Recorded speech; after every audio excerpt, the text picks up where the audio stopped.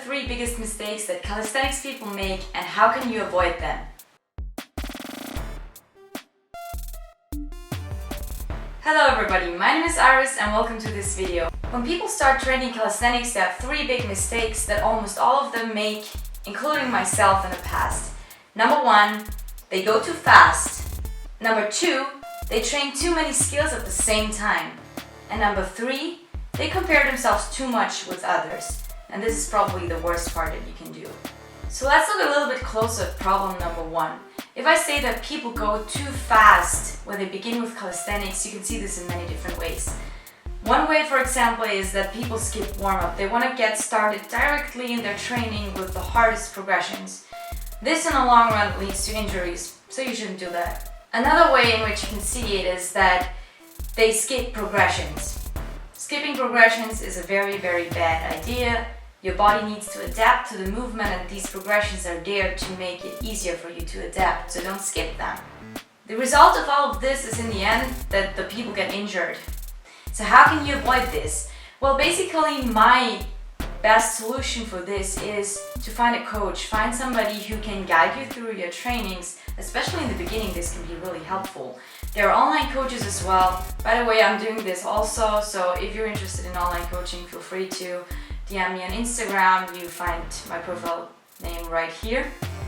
If you don't want to work with a calisthenics coach, I know that there are people that prefer working on themselves. I still advise you to make a program, make a structure. And yeah, probably the most important part is, if we look at the first cause that I said, is make sure you have a proper warm-up. Warm-ups are a very basic thing that many people forget. Ask somebody who knows how to properly warm up for certain skills, and please take the time for it. You can save so much time on recovering injuries if you do a proper warm-up. So let's hop to mistake number 2. People that start with calisthenics often want to learn all the skills at once. But this doesn't work. In fact, if you try to learn all of them, you will end up not being able to do any of them. Because, well, there's 2 reasons.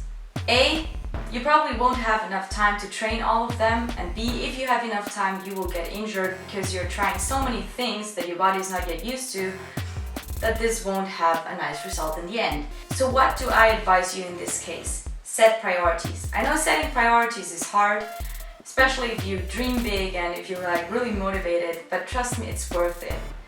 So in this case, for example, if you want to progress in statics and in dynamics, maybe choose 2, 3, maximum 4 skills that you want to work on.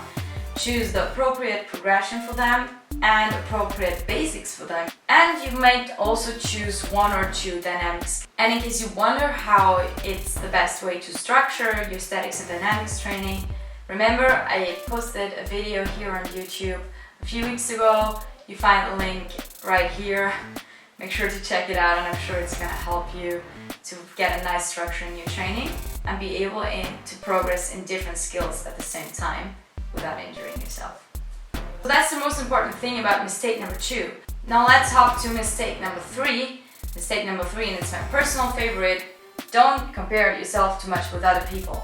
If you do that, you won't be happy in the end, and it's also not really helpful.